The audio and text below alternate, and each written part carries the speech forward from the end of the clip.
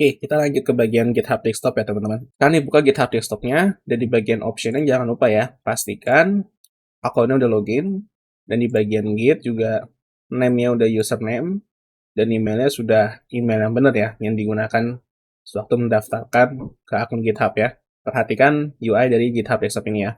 Yang pertama ada Your Repository. Your Repository ini adalah repository yang kita punya di akun GitHub kita. Dan repository itu udah kita upload ke GitHub. Jadi nanti bakal muncul otomatis di sini ketika teman-teman sudah melakukan login ya ke GitHub Desktopnya ya. Kalau misalkan teman-teman belum pernah melakukan clone, ya tinggal di-clone aja dari repository yang teman-teman punya. Tapi kalau misalkan udah punya, jadi kita udah pernah nge-clone nih, kemudian repositorinya udah ada di komputer kita. Tinggal kita klik Add an existing repository from your hard drive. Ya, mudah-mudahan bahasa Inggrisnya udah kuatan nih.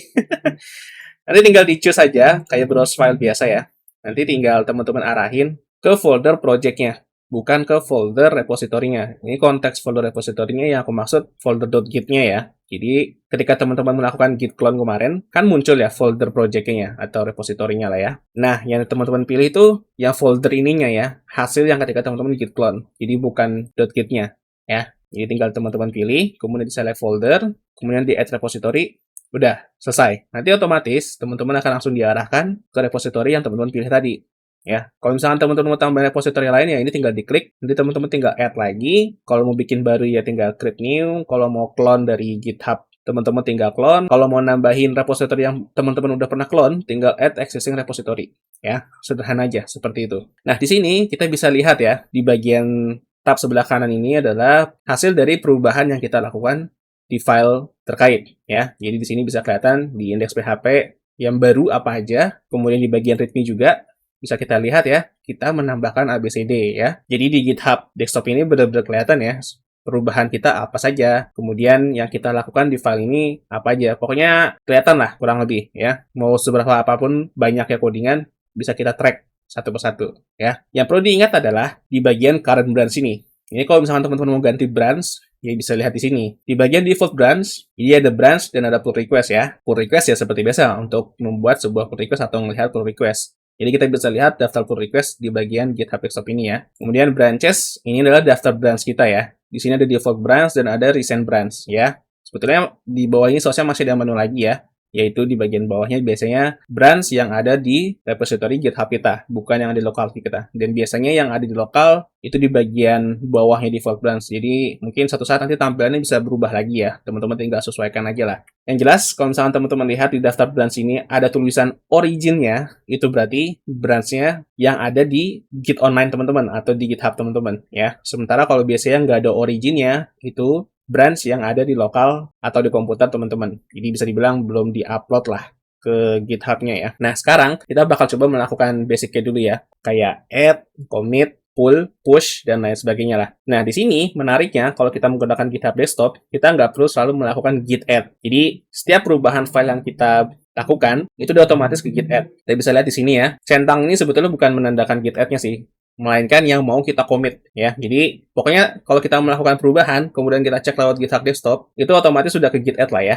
Kita nggak perlu melakukan git add, itu nanti udah diurus sama GitHub Desktopnya. Tapi nggak masuk ke git add juga, jadi bisa dibilang kita nggak melakukan git add lah, kita tinggal commit aja. Jadi bisa kita coba di sini ya, kan kemarin belum di commit ya. Kalau misalkan teman-teman kemarin udah terlanjur nge-commit terus di-push ke GitHub-nya, ya udah otak-atik aja filenya bebas, tambahin apa aja. Tinggal kita commit. Misalnya index dulu ya, yang readme belakangan deh. Yang readme-nya nggak usah dicentang. Jadi kita commit satu persatu ya. Katakan di index add more hello world ya. Kemudian kita tinggal commit. Nah, itu sama aja seperti kita melakukan git commit message bla bla bla. Seperti itu ya. Yang berbeda adalah kita nggak ngetik komen sama sekali di sini. Semua udah otomatis di-handle sama GitHub Desktop-nya.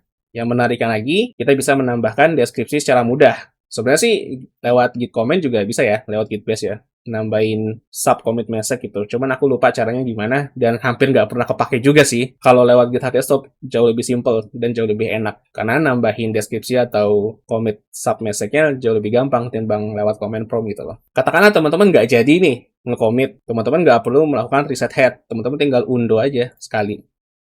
Ya kan? Kemudian nanti akan ada undo commit, tinggal teman-teman continue aja. Nanti otomatis commit-nya ke-cancel. Jadi nggak perlu melakukan git reset head berkali-kali, tinggal undo aja. Ini kita lanjut ya, kita ya tetap commit ya, index.php-nya ya. Kita commit, selesai. Tinggal kita push. Push-nya ada di bagian sini, ya.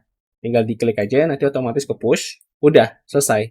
Masuk ke GitHub-nya. Tinggal teman-teman cek ke GitHub-nya, refresh, jadi otomatis akan masuk. Oh, sorry. Ini seharusnya kita cek bagian branch modified index ya. Karena kita nggak push-nya ke bagian modified index ya. Jadi kita perlu cek di bagian branch modified index. Masuk ya. Add more hello world. Waktunya barusan. Ya, bahasa Indonesia barusan lah, karena di sini nulisnya now ya. Jadi seperti itu cara menggunakan GitHub Desktop. Gampang kan? Tinggal centang apa yang mau di-commit, masukin pesan commit-nya, git commit, push. Kalau misalkan nggak jadi, undo, selesai, tinggal kita beresin commit message-nya ya. Add abcd for some reason. Commit lagi, push, selesai. Bahkan teman-teman bisa bikin pull request di bagian GitHub Desktop ini ya. Bisa lihat di sini ada create pull request. Tinggal teman-teman buat aja dan ada drop down-nya kalau misalkan teman-teman mau preview dulu. Jadi bisa dibilang enak banget lah menggunakan GitHub Desktop. Dan sebetulnya nggak perlu diperdebatin ya, mana yang lebih baik ya, GitHub Desktop atau Gitbase gitu ya. Karena dua-duanya sama aja. Karena nanti kalau misalkan teman-teman udah masuk ke dunia kerja, yang dicari sama perusahaan bukan bagaimana cara teman-teman menyelesaikan masalah tersebut, melainkan seberapa efektif teman-teman dapat menyelesaikan masalah tersebut. Jadi bisa dibilang kecepatan waktunya lah. Mau teman-teman pakai cara apapun, selama itu bisa cepat untuk perusahaan, ya fine-fine aja. Kalau misalkan teman-teman merasa lebih cepat dan nyaman menggunakan Gitbase atau Git Command ya, silakan pakai Git Command. Kalau misalkan teman-teman merasa lebih nyaman dan lebih cepat menggunakan GitHub Desktop, ya sudah pakai GitHub Desktop. Oke, kita coba ganti branch ya. Sekarang kita ke branch main. Nih, udah selesai. Karena nggak ada perubahan ya, udah tulisannya no local change. Itu berarti belum ada perubahan ya. Dan di sini ada fetch origin. Ya, sebetulnya kemarin juga di bagian git command ada sedikit ketinggalan ya. Kita belum bahas git pull lebih dalam lah. Mungkin nanti akan ada episode khususnya lah untuk bahas git pull lagi ya. Karena git pull nanti akan berkaitan sih sama konflik. Jadi mungkin akan dibahas git pull-nya ketika nanti udah bahas konflik aja deh. Fetch origin, atau bisa dibilang git fetch ya. Sebenarnya ada satu lagi ya, komen, yaitu git fetch ya. Cuman karena aku sendiri jarang make, dan nggak tahu juga kapan harus make git fetch, jadi aku lebih sering langsung git pull aja. Git fetch adalah untuk melakukan git pull, atau bisa dibilang melakukan update repository yang ada di lokal teman-teman. Jadi katakanlah misalkan ada programmer lain yang nge-push ke branch main gitu ya. Terus otomatis kan branch main yang ada di komputer teman-teman belum sinkron dong dengan yang ada di GitHub kan. Nah, teman-teman tinggal klik fetch origin aja. Nanti otomatis dia akan melakukan fetch, kemudian akan langsung melakukan pull atau git pull. Ya, jadi otomatis akan langsung ke update. Nah, bagaimana dengan git stash? Nah, git stash di GitHub Desktop jujur lebih menarik lagi ya, dan lebih gampang lagi ya. Katakanlah kita melakukan perubahan di main ya. Kita buka VS Code-nya, tinggal klik aja Open in Visual Studio Code. Nanti kita akan langsung dibukakan ke folder repository-nya ya. Kita tinggal lakukan perubahan sedikit aja di sini, kemudian balik ke GitHub Desktop-nya. Kita pindah branch. Langsung aja pindah branch, nggak apa-apa. Nanti akan ditawarkan, you have changed on this branch. What would you like to do with them? Leave my change on mine. Itu berarti your in progress work will be stashed on this branch for you to return to later. Sorry, bahasa Inggris belepotan. Kemudian ada lagi bring my change to modified index atau bring my change to our next branch atau branch yang kita pilih lah. Apa yang membedakan? Kalau leave my change itu bisa bilang kita melakukan git stash. Tapi kalau bring my change to modified index atau branch yang mau kita tuju, itu berarti kita membawa perubahan kode kita ke branch tersebut gitu loh. Nah, kalau branch-nya lagi nggak sinkron, ini kan status lagi nggak sinkron ya, antara main sama modified index. Kalau kita paksa switch, nah otomatis dia kayak seolah-olah menambah kodenya lagi di sini. Kalau perubahannya simple kayak begini, dia nggak bakal konflik. Tapi kalau perubahannya rumit, katakanlah banyak banget perubahannya, ada kemungkinan bisa konflik dan mungkin nggak diizinkan untuk pindah branch. Aku nggak tahu sih, dan jujur aku belum pernah melakukan hal itu ya. Atau mungkin kita coba bikin perubahan yang lebih rumit deh, biar kalian tahu ya. Kita balik ke main dulu, bring my change ya. Kalau di leave, nanti ke git stash. Kita coba pindah lagi di sini, register kita hapus lah. Terus kita balik ke branch modified index. Bring my change, switch. Nah, nih, ini yang disebut dengan konflik. Kita bisa lihat konflik nih, status change sama updated stream. Ya, ini kita bahas di bagian topik konflik aja lah ya. Tapi yang jelas, kalau misalkan teman-teman paksa ketika sebuah perubahan yang rumit nggak di stash dulu lewat GitHub Desktop, itu bakal jadi konflik. Kalau misalkan lewat Git command kemarin kan nggak diizinin ya. Masih disuruh commit dulu atau stash dulu. Tapi kalau di GitHub Desktop itu bakal jadi konflik. Kelihatan kan perbedaannya? Nah, karena konflik ini mau aku ajarin di video lainnya, jadi mungkin Ini aku discard change dulu aja ya. Discard change, udah selesai. Nggak konflik lagi. Nantilah, pokoknya aku ajarin cara menyelesaikan konfliknya ketika kita udah bahas konfliknya aja ya. Jadi kita fokus ke penggunaan dasar Git-nya dulu. Sekarang kita coba Git test ya. Kita balik ke branch main dulu. Terus misalkan kita jadi hapus deh indeksnya jadi kosongan gitu ya. Kosongan. Kosongan. Kemudian kita pindah branch ke modified index. Nah, di sini baru kita melakukan Git test. Tinggal pilih aja leave my change on main, kemudian tinggal switch branch, otomatis ke git test tuh. Udah selesai. Nggak perlu repot-repot git test, git pop, ya. Jauh lebih enak kan? Ya kalau misalkan teman-teman merasa lebih enak pakai GitHub Desktop ya. Kalau misalkan teman-teman merasa lebih nyaman pakai Gitbase, ya nggak masalah. Suka-suka aja itu mah. Misalkan teman-teman udah selesai nih urusannya ketika pindah branch, balik lagi ke branch main. Nah, bisa lihat di sini kan ada state change kan. Tinggal diklik aja, kemudian di restore. Ini sama aja kita melakukan git test pop. Ya, tinggal di restore. Nanti otomatis codingan yang tadi kita sedang kerjakan akan kembali lagi. Jadi itu git testnya via GitHub Desktop. Ini saking simple ya menggunakan GitHub Desktop. Aku nggak perlu bikin 2 video ya, cuma buat jelasin ini doang ya.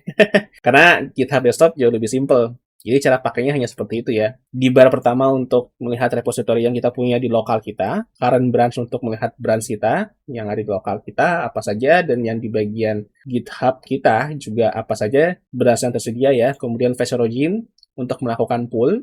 Kemudian di bar tab yang sebelah kanan ini untuk melihat perubahan dari sebuah folder atau file yang kita lakukan. Kemudian centang ini untuk memilih file mana aja mau kita commit. Kemudian di bagian sini adalah commit message-nya. Dan di bagian deskripsi ini adalah commit message yang lebih jelasnya lagi atau deskripsinya lagi. Teman-teman mau tambah deskripsinya silakan. Mau cukup git commit message-nya aja juga nggak masalah ya. Nggak ada yang mewajibkan. Selama git commit-nya nggak perlu penjelasan panjang, fine-fine aja menggunakan git commit message biasa. Tapi kalau misalkan perlu penjelasan panjang, tambahin deskripsi juga boleh banget. Nggak ada salahnya. Jadi itu ya, git add, git pull, git clone juga ya. Tadi secara nggak langsung di awal. Kalau misalkan teman-teman remove di sini, remove, kemudian di bagian repository tinggal clone, nanti otomatis bakal nge-clone ya. Kalau nggak percaya bisa di-clone, kemudian di-choose mau ditaruh mana nih.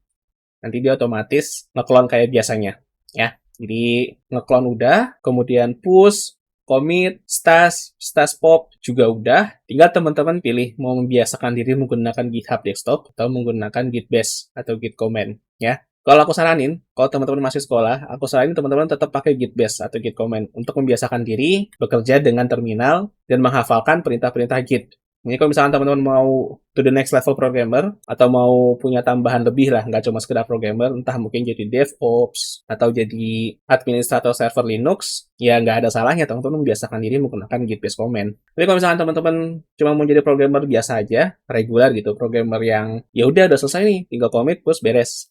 Ya udah, teman-teman pakai GitHub Desktop aja. Sekali lagi diingat, tidak ada yang lebih baik, tidak ada yang lebih buruk. Masing-masing punya kekurangan dan kelebihan. Yang paling penting di dunia kerja adalah efisiensi teman-teman menyelesaikan masalah atau menyelesaikan pekerjaan. Apapun toolsnya, nggak perlu diperdebatin lah. Selama teman-teman nyaman menggunakan GitHub Desktop, silakan. Selama teman-teman nyaman juga menggunakan Gitbase atau Git Command, silakan. Nggak perlu diperdebatin hal konyol itu. Ya, karena ada aja tuh kaum-kaum yang mendewakan Git Command atau command prompt ya. Apaan tuh pakai GUI? Jijik. Itu ada ya manusia kayak gitu tuh ada tuh. Jadi janganlah jadi manusia seperti itu lah. Karena di dunia kerja, apapun toolsnya, selama itu efisiensi dan itu membuat teman-teman nyaman di dunia kerja, nggak masalah. Nggak perlu saling ejek-ejekan. Jadi itu tadi ya, GitHub Desktop Basic ya. Kita sudah melakukan add, commit, push, reset, stash, dan branch juga ya. Ini konteks resetnya undo tadi ya teman-teman ketika membatalkan commit ya. Dan branch-nya ketika teman-teman pilih-pilih branch. Kita bakal lanjut ke bagian repository 2, misalnya kita bakal bahas tentang pull request, config, dan aturan branch serta pesan commit ya. Plus git ignore juga, dan mungkin nanti bakal bahas sedikit tentang git pull ya, karena git pull mungkin kemarin belum dibahas lebih lanjut ya. Kita bakal bahas semua itu di video selanjutnya. Kalau mampu sih, kalau misalkan nggak mampu mungkin bakal bikin episode lebih dari satu sih.